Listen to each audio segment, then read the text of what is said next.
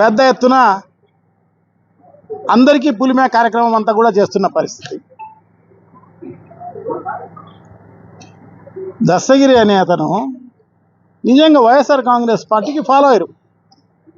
తనకి కేడరు పదవిలు లేకపోవచ్చేమో కానీ మంచివాడు, మృదు స్వభావి, అందరితో బాగా కలివిడిగా ఉండేవాడు. సో అతను చేసేది రియల్ ఎస్టేట్ వ్యాపారం, రియల్ ఎస్టేటు బ్రోకరు. ముందు ఎప్పుడు కానీ నిత్యానందరెడ్డి, మా డిప్యూటీ మేయరు నిత్యానందరెడ్డికి, ఈ పెద్ద దస్తగిరికి నాకు తెలిసి అంత పెద్ద వైషమ్యాలు ఏమీ కనబడలేదు మాకు. వాళ్ళందరూ కూడా బాగానే ఉన్న పరిస్థితి. మరి ఆయన పేరు ఎందుకు తీసుకురావడం జరిగిందో ఏమో తెలియదు.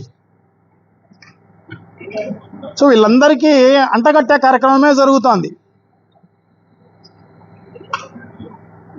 ఎందుకంటే ఈ దొరికిన 10 మందో 11 మందో దొరికిన ఆ గ్యాంగ్ అనేది మరి నిత్యానందరెడ్డికి దగ్గరగా ఉంటారు అని చెప్పేసి ఎస్టాబ్లిష్ చేసిన పరిస్థితి అన్నమాట.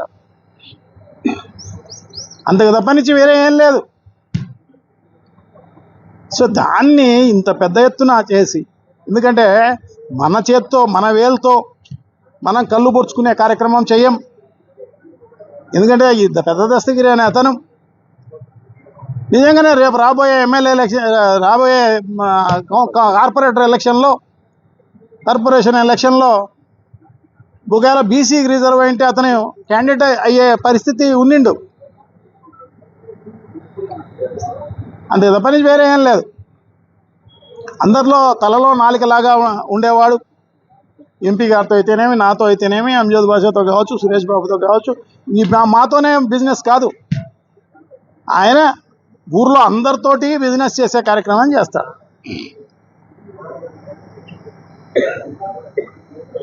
అంతకు తప్పించి వేరే ఏం లేదు. దీన్ని జగన్మోహన్ రెడ్డికి ఇంకొకరికి అంటించే కార్యక్రమం అంతా చేస్తున్న పరిస్థితి చూస్తున్నాం అన్నమాట. చాలా దారుణం. మేము ఇప్పటికి కూడా గట్టిగా కోరుకుంటాం, ఎవరైతే పెద్ద దస్తగిరిని చేశారో ఖచ్చితంగా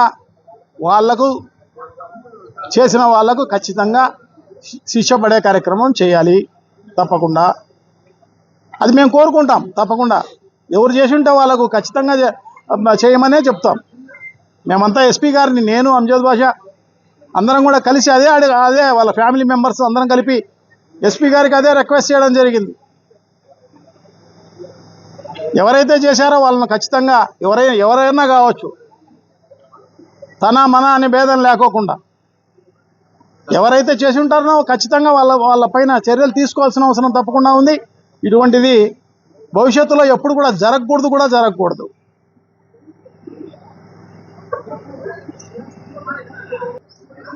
దస్తగిరి మర్డర్ నిజంగా కూడా చాలా, నాకైతే 3-4 రోజులు కూడా అన్నం సహించలేని పరిస్థితి అన్నమాట. సో అంత బాగా ఉండేవాడు అందరితో. సో అటువంటి ఆయన్ను ఈ రకంగా జరిగిందంటే నిజంగా బ్యాడ్ టైం. సో తప్పకుండా ఇవన్నీ కూడా అధికారులు అయితేనేమి, మంత్రులు అయితేనేమి, వీళ్ళు తెలుసో తెలియకో